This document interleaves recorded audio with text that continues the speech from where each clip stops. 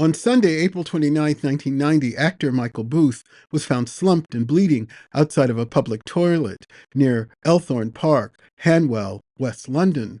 Friends said they had been at dinner with Booth and said their goodbyes as Booth walked in the direction of his home a short distance away.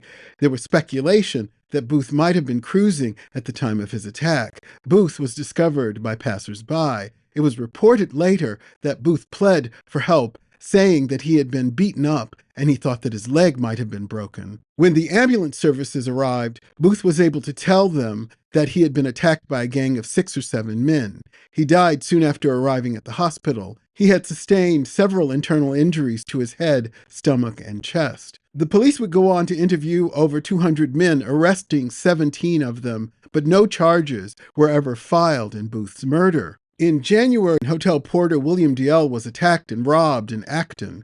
He too had reportedly been near a gay cruising spot around midnight. He later died in Charing Cross Hospital a few days later. Police would say later that his attack was a queer bashing and a robbery. These two attacks and many others outraged members of the queer community, and out of that rage came an organization called Outrage, demanding change.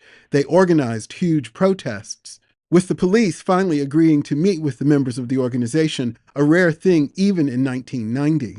Organizers demanded clear messaging that homophobic attacks wouldn't be tolerated. They wanted the police to create a registry of violence against lesbians and gays, and to have police shift their focus from arresting gay men cruising for sex to catching homophobic attackers. In 1988, Section 28, the first anti-gay legislation in 100 years in the UK, was introduced, and the arrests of gay men on gross indecency charges went up.